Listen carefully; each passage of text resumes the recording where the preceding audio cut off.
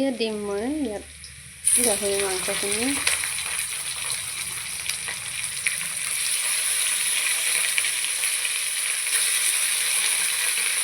মাত্ৰ 2জন মানুহৰ কাৰণে বনাইছোঁ, সেয়েহে বৰ বেছি মাংস বনোৱা নাই।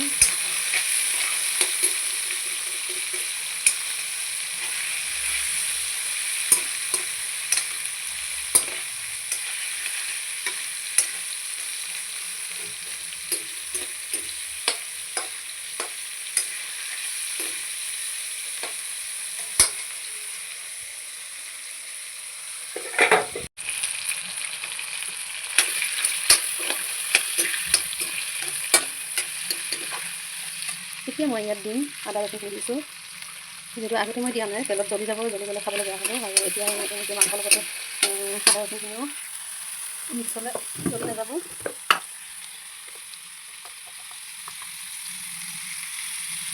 নিমখ দিছোঁ,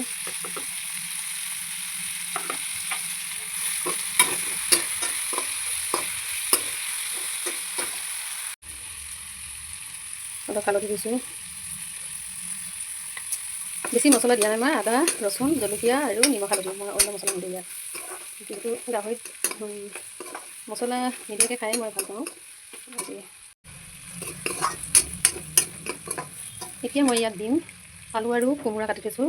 অলপ তেলখিনি শুকিবৰ কাৰণে এই আলু কোমোৰাখিনি দিছোঁ। মই মাংসতকৈ বেছি সেই কোমোৰাকেইডোখৰ খাই ভাল পাওঁ, সেইকাৰণে কোমোৰা অলপ বেছিকৈ দিছোঁ। আৰু এতিয়াই দি দিছোঁ, নহ'লে পিঁয়াজখিনি জ্বলি যাব।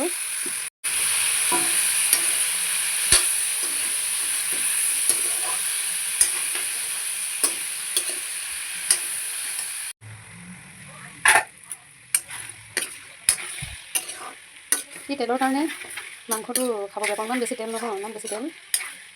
আৰু অকল মাংস আৰু আলু বনালেতো খাবই নোৱাৰিম। অলপ কোমোৰা দিছোঁ, কোমোৰাখিনিৰ কাৰণে কোমোৰাকেইডোখৰ খাই কিনে যথেষ্ট ভাল হ'ব, কাৰণ তেলতে দি দিছোঁ কোমোৰাখিনি। আপোনালোকে কোনে কোনে খাই ভাল পায় গাহৰি মাংস জনাব দেই। এতিয়া মই সেইটো অকণমান টাইম লাগিব, লাগি ধৰিছে তলত। মই অকণমান ইয়াত এতিয়া পানী দিম, যিহেতু আলুখিনি সিজিব লাগিব, নহ'লে মাংসখিনি তেল ওলাই মাংস নাইকিয়া হৈ থাকিব আৰু তেল ওলাই যাব চব। এতিয়া অলপ পানী দিছোঁ যাতে আলুখিনি সিজে আৰু মাংসখিনিও ভালদৰে সিজে। তাৰপিছত মই পানীখিনি শুকোৱাৰ পিছত মই বিলাহীখিনি দিওঁ, আজি মেষ্টা টেঙা বা টেঙা মৰা পাত দিম। এতিয়া মই মাংসখিনি হৈছেগৈ চাগে, এতিয়া মই টেঙা পাত দি দিম, যিহেতু আলু দিছোঁ ভাজি বিলাহী আলু দেখিছে নাই আলুবিলাক। তাৰপিছত আলু বেছি দিয়া নাই মই, আলু ভাঙি দিয়া হৈ গৈছে, আলুবিলাক ধুনীয়াকৈ সিজি গৈছে। এতিয়া মই ইয়াত দিম টেঙা পাতখিনি। টেঙা পাতখিনি যিহেতু পাত শাক হয়, সেইকাৰণে মই সৰু সৰুকৈ কাটি দিয়া নাই, ডাঙৰ ডাঙৰকৈ দি দিছোঁ, দুডোখৰ কৰি। মাজতে দুডোখৰ কৰি দি দিছোঁ। আৰু এই টেঙা পাতটোৰ কাৰণে মাংসখিনি খাবলৈ সোৱাদটো বেলেগ হ'ব, অলপ তেলটো কাটিব। আৰু মোৰ গাহৰি মাংস প্ৰায় ৰেডি হৈছে। মোৰ মাংস ৰেডি হৈ গ'ল। আপোনালোকৰ ৰেডি হ'লনে?